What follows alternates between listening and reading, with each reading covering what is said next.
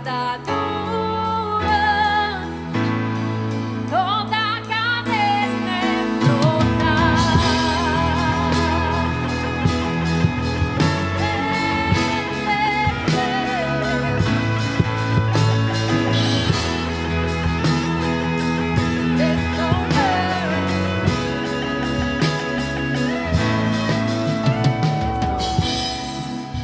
Can I live with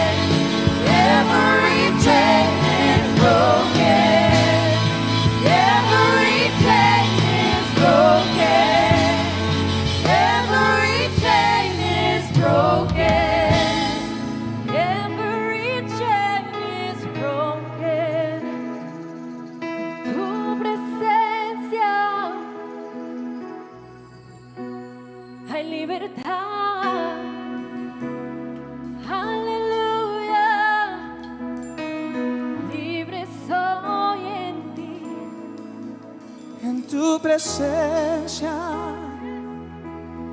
nos consume.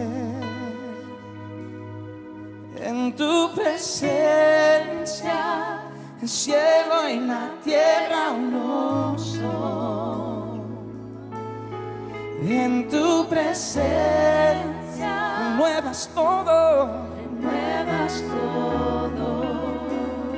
Oh. En tu presencia Todo se postra ante ti. Como celébralo conmigo, sé. En tu presencia nos consume Dios. nos consume. Ya no hay temor, ya no hay duda, no. En tu presencia Cielo y la tierra, cielo y la tierra uno son. en tu presencia Tu presencia renuevas todo. Todo lo viejo se va, todo lo de ayer es pasado. Tú lo consumes, tú lo libertas. En tu presencia nos consume. En tu presencia, el cielo y la tierra, uno solo. Tu presencia renuevas todo, lo haces nuevo, todo lo haces nuevo. En tu presencia, como, nos consume.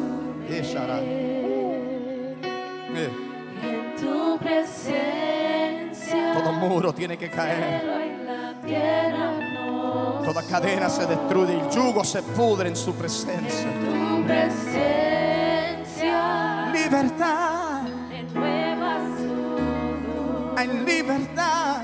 Oh. En tu presencia todo se postra ante ti.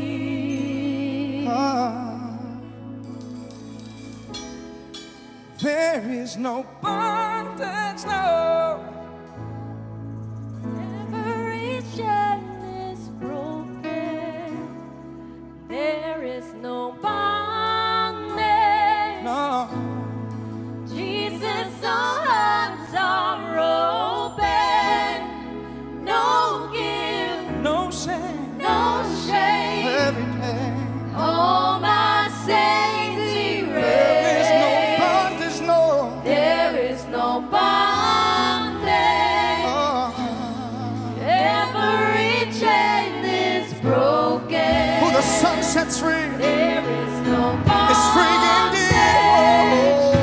Who the sun sets free Every chain is free indeed. broken. Who the sun sets free There is no is free indeed. bondage. Oh, no. Jesus, our hearts are open. No fear, No guilt, no shame. no shame. Every day. All my sins erased. There is no bondage. Every chain is broken.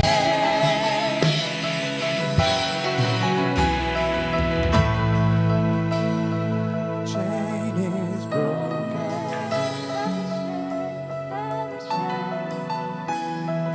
Saludos y muchas bendiciones, que la paz del Señor Jesucristo sea con todos ustedes. Estamos aquí en otro miércoles que el Señor nos permite de reunirnos por estos medios que tenemos en el siglo XXI, las redes sociales. Les pedimos a todos los hermanos encarecidamente que comparta esta información, esta palabra que estaremos compartiendo los próximos minutos con cada uno de ustedes. Los bendecimos, estamos en un tiempo especial, en un tiempo extraordinario.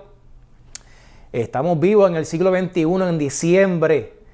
Es una bendición, tantos retos, tantas luchas, tantas adversidades que tantas familias están enfrentando en esta época. Nosotros, los que estamos aquí en este momento, en vivo y a todo color, por la gracia de Dios, podemos levantar nuestras manos en este día y decir: Ebenezer, hasta aquí Dios nos ha ayudado. Y tenemos la bendición y la oportunidad de compartir la palabra con todos ustedes en este momento. Y vamos a hablar un poco acerca de la vida de Jesús. Es el tema que estamos ministrando en nuestra casa, Centro de Familia de Ponciana, en el mes de diciembre. Y sabemos que lo que Dios ha puesto en tu corazón pues será de edificación para tu vida, para tu casa.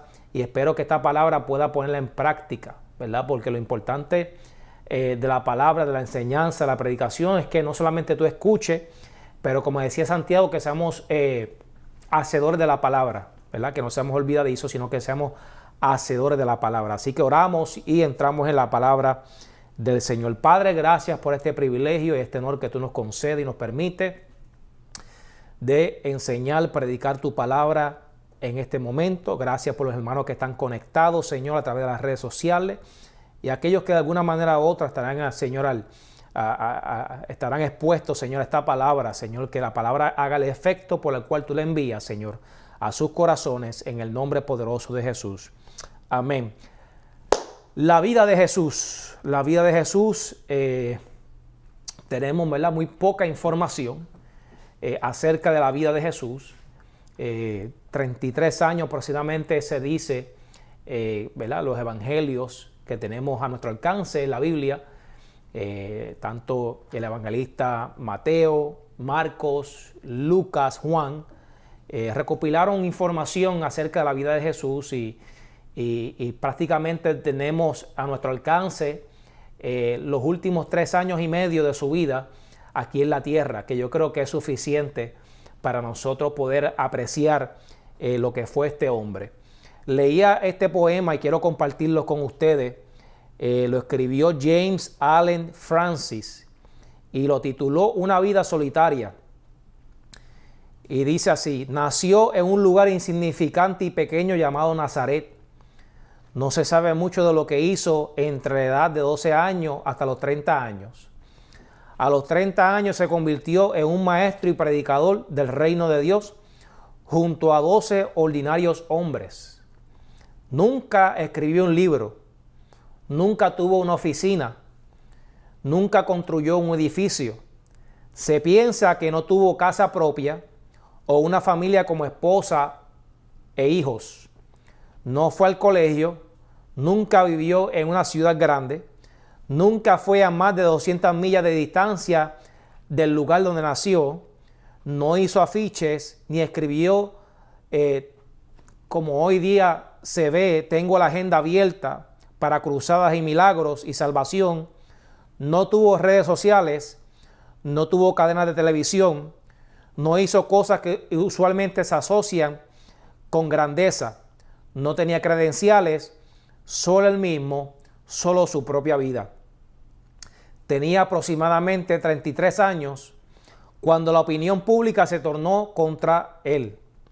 Sus amigos lo dejaron, sus discípulos, uno lo traiciona y otro lo niega, fue entregado a la mano de sus enemigos, lo crucifican en una cruz junto a 2 ladrones y mientras colgaba en la cruz, lo único que tenía era una túnica que se la quitan y echan suerte sobre ella.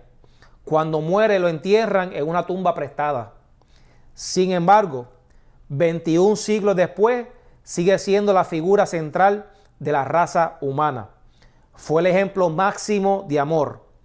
Podrás juntar a todos los ejércitos, a todos los reyes y presidentes que han pisado tierra en estos últimos 21 siglos y ninguno ha afectado, ha influenciado la vida del hombre, la mujer, los jóvenes y los niños en la tierra como Jesús de Nazaret, el Mesías. Oh, gloria a Dios. Gloria a Dios en lo alto y en la tierra paz a los que le agradan hacer su voluntad. Ese fue Jesús de Nazaret. ¿Qué podemos aprender de la vida de Jesús? Aunque no tenemos mucha luz de su vida terrenal, la poca que tenemos en los conocidos evangelios, y valga la redundancia, creo que es suficiente para nosotros también marcar la diferencia, seguir sus pisadas y poner en práctica sus enseñanzas. Porque si es cierto que Él vino hace 2 milenios atrás aproximadamente, no es menos cierto que sus palabras siguen siendo relevantes y poderosas en el siglo XXI. La diferencia entre Jesús a tantos maestros que han pasado por la faz de la tierra es que no solamente Él enseñó, sino que Él practicó lo que enseñó. Él no hablaba, ¿verdad?, de perdonar 70 veces 7, sino que en la cruz dijo: Padre, perdónalo porque no saben lo que hace. Él no solamente le enseñó o le mostró a sus discípulos lo que era el servicio, sino que lo practicó con ellos. Él no solamente predicó de restauración, sino que lo aplicó cuando le trajeron a aquella mujer que había sido encontrada en el mismo acto del adulterio y la restauró. ¿Sabe? El mensaje de Jesús, más que sus palabras, su enseñanza fue su estilo de vida, fue su ejemplo, lo que marcó la vida de sus discípulos, que eventualmente se multiplicaron en otros hasta el siglo XXI, nos ha alcanzado hoy a nosotros. Y vamos a leer algunos textos que tenemos escritos. ¿Qué fue lo que realmente Jesús se enfocó? ¿Cuál fue su enfoque? ¿Cuál fue su misión de vida? ¿Cuál fue su asignación? En Mateo 4:23 dice la palabra: Jesús viajó toda la región de Galilea enseñando en las sinagogas, anunciando la buena noticia del reino y sanando a la gente de toda clase de enfermedades y dolencias. Vamos a ver consistentemente que Jesús se enfocó en la enseñanza. Sí, hizo muchos milagros, pero lo más en lo que él se enfocó fue en la enseñanza. Él era conocido como un rabino, un maestro. Era un hombre que trazaba, enseñaba por parábolas, enseñaba, era su pasión enseñar. Desde los 12 años esa pasión lo consumía. Y estaba en el templo, una ocasión se le escapó a sus padres, estaba en el templo enseñando, contestando, la gente se maravillaba. Los doctores de la ley, los expertos en la ley se maravillaban en escuchar la respuesta de Jesús a los 12 años. La pasión de Jesús era enseñar. Él fue un maestro, él fue un rabá o un rabino. De hecho, en una ocasión se encontró con uno de los maestros más respetados de su época, llamado Nicodemo. El evangelista Juan lo relata en el capítulo 3. Y Nicodemo se piensa que era un discípulo del maestro Gamaliel, una de las autoridades supremas del Sanedrín en Jerusalén, un doctor de la ley que también fue maestro de Saulo de Tarso, conocido para nosotros como el apóstol Pablo. Y Gamaliel también era nieto de Gilel, que tuvo una escuela rabínica en los tiempos de Jesús. Y digo esto, ¿verdad?, porque Nicodemo no era cualquier persona. De hecho, se dice que Nicodemo era un hombre pudiente, era rico, tenía abundancia. Era un hombre de influencia en su entorno, era un respetado maestro de la ley en la época de Jesús. Y ahí se encuentra con Jesús cara a cara y empiezan a dialogar un maestro con otro maestro. A mí en lo personal me hubiese gustado estar en esa conversación. Sí, yo sé que ¿verdad?, hay algo escrito ahí de lo que ellos hablaron, pero me hubiese gustado estar en esa conversación. Más que estar en la transfiguración, que se encontró Pedro y dijo: hagamos una enramada, y apareció Moisés y Elías. A mí en lo personal me hubiese gustado ese encuentro entre Nicodemo y Jesús, lo que hablaron, porque Nicodemo era un hombre preparado. Sin embargo, no entendía a Jesús. O sea, era tan profundo Jesús en su enseñanza que le tuvo que decir a Nicodemo: tienes que nacer de nuevo. Y Nicodemo, en su cultura, porque la cultura judía, y esto lo menciono, la manera también de enseñar, en la cultura judía habían 6 tipos de nacimiento, ¿verdad? En esa cultura alguien interpretaba como que nació de nuevo basado en esto.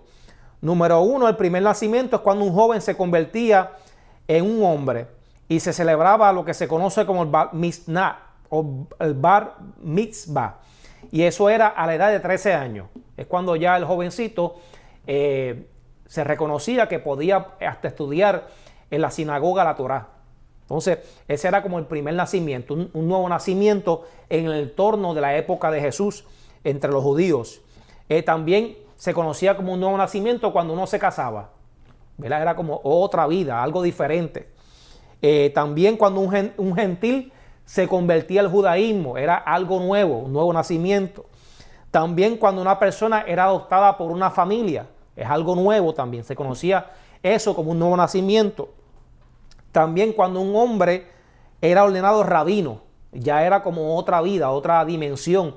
Un rabino en los tiempos de Jesús era algo grande. De hecho, eso es lo que significa rabino, alguien grande, alguien respetado en la sociedad. No es como hoy día que nosotros, ¿verdad? Nosotros los hispanos decían, rabino, ven acá, de manera como que vacilando. Pero en los tiempos de Jesús, decirle a alguien rabino era alguien que había pagado un precio por los estudios, alguien que era alguien respetado en la sociedad.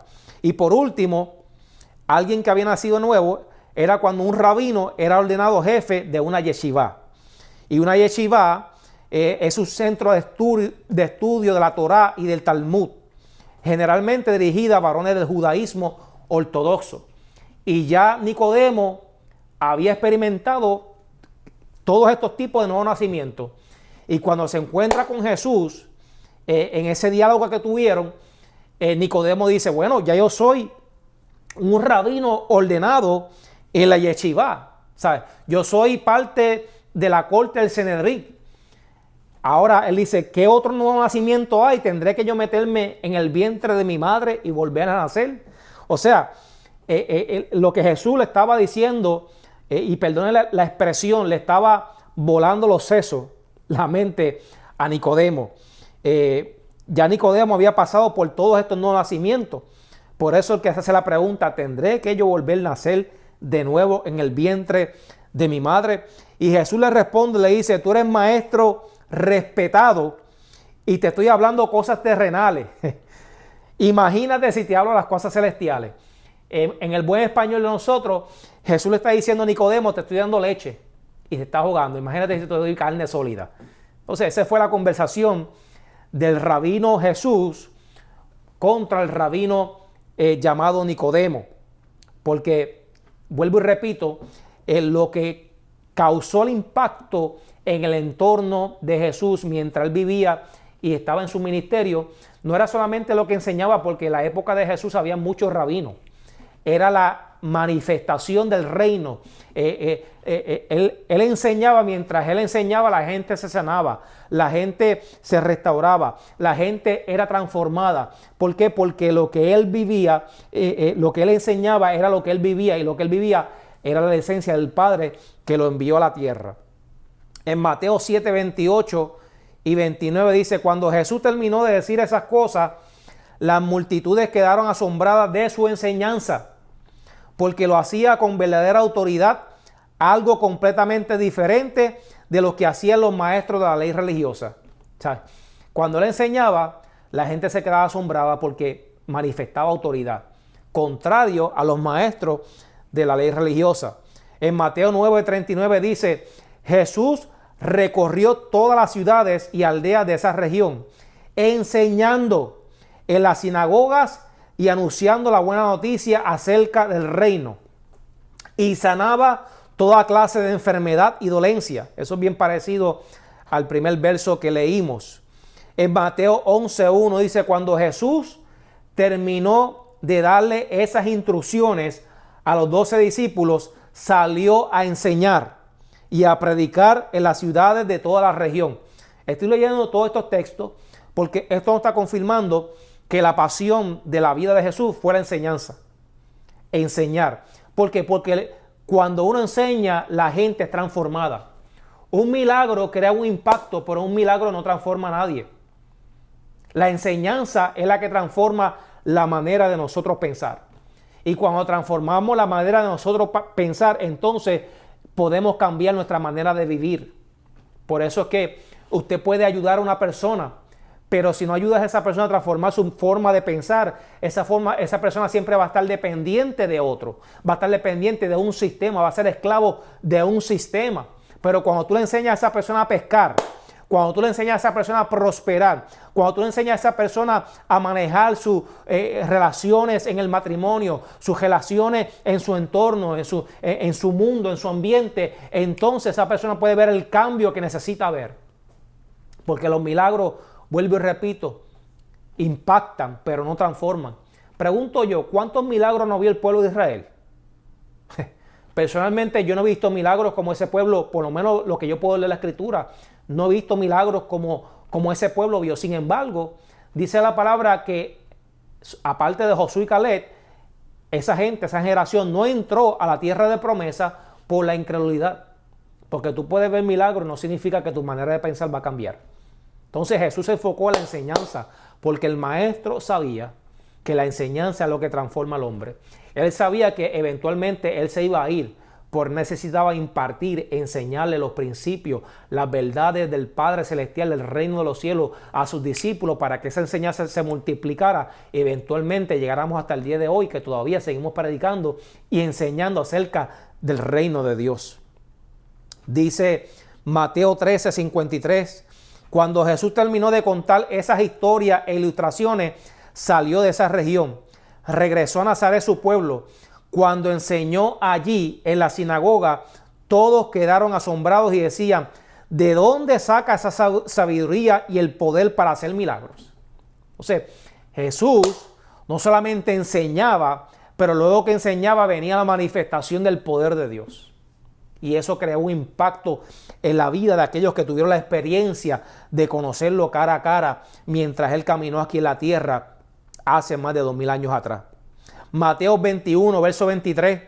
Cuando Jesús regresó al templo y comenzó a enseñar, se le acercaron los principales sacerdotes y los ancianos y le preguntaron con qué autoridad hace todas estas cosas.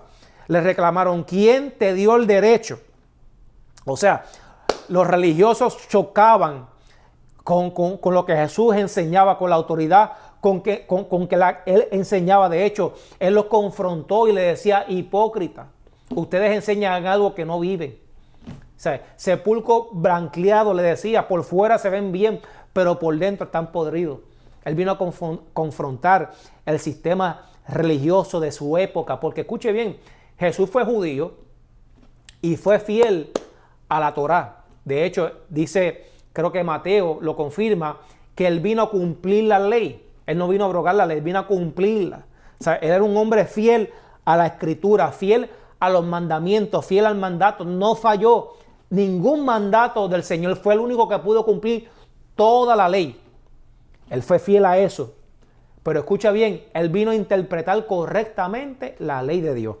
¿Por qué? Porque ahí es donde fallaba la gente o los maestros de su época. Interpretaban la ley a su manera. Sin embargo, él cuando enseñaba, especialmente en Mateo, podemos decir, habéis oído que decía esto, mas yo os digo esto. O sea, le voy a dar la interpretación correcta a lo que significa la ley.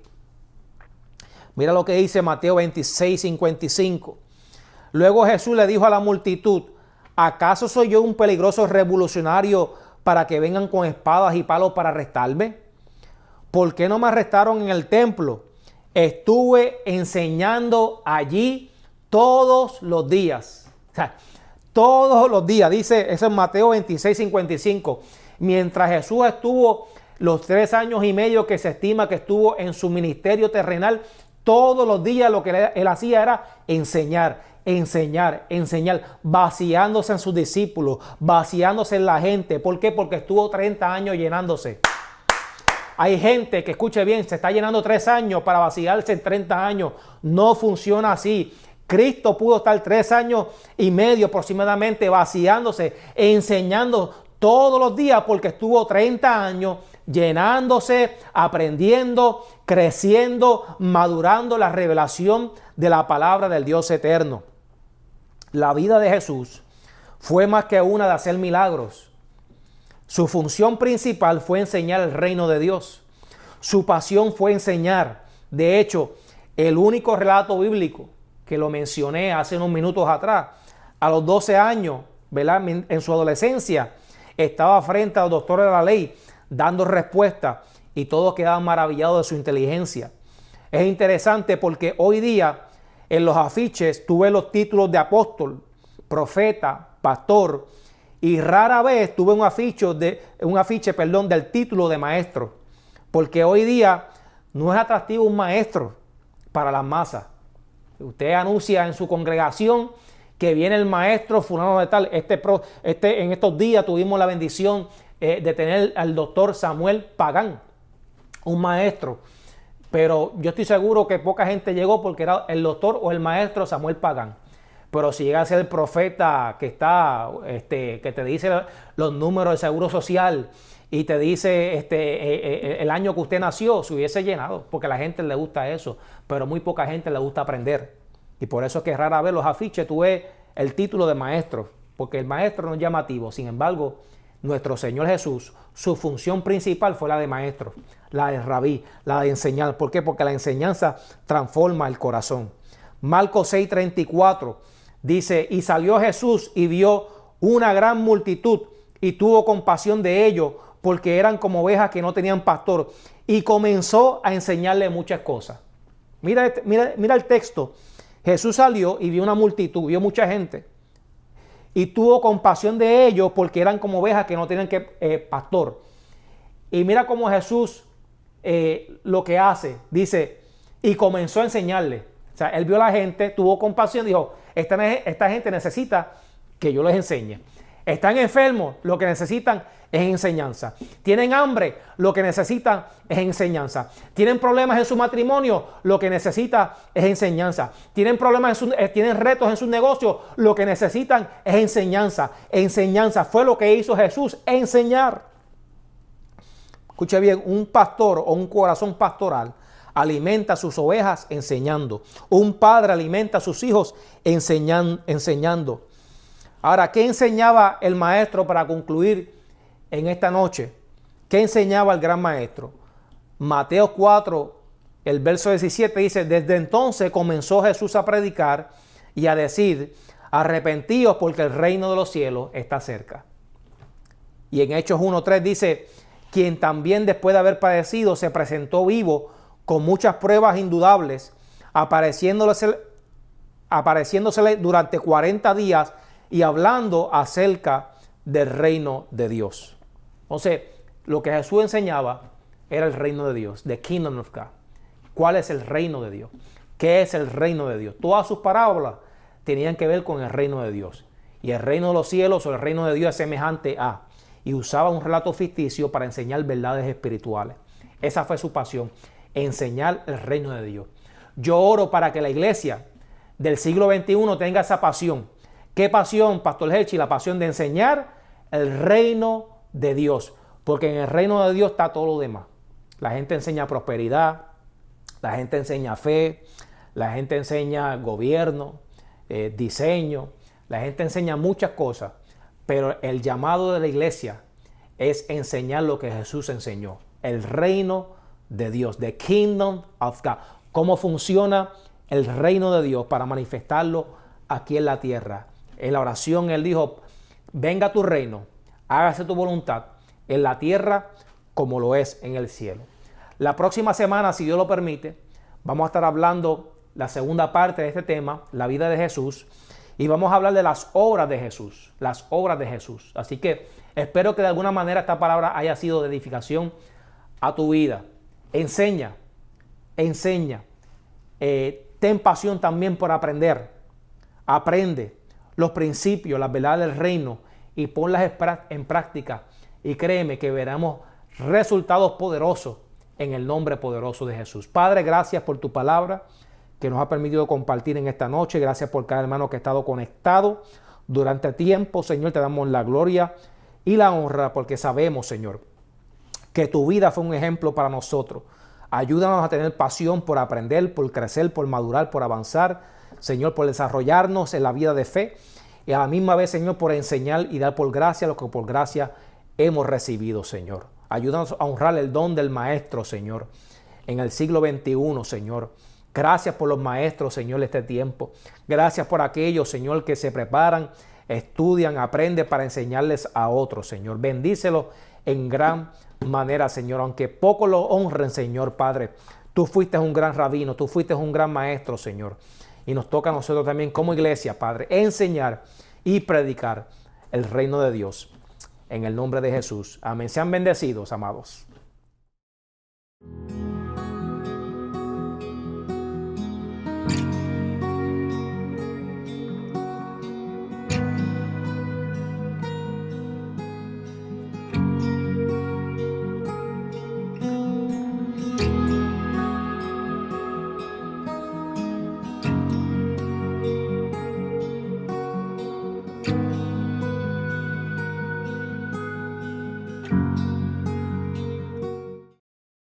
Gracias por sintonizarnos en este día. Esperamos que la palabra haya sido de edificación a su vida. Por favor, comparta el video y hagamos obra de evangelismo. Para los hermanos que quieren sembrar, recuerde que puede hacerlo a través de un texto al 77977 o a través de la página cibernética www.cfcponciana.com. Será hasta la próxima. Que la paz de Cristo reine en sus corazones. Bendiciones.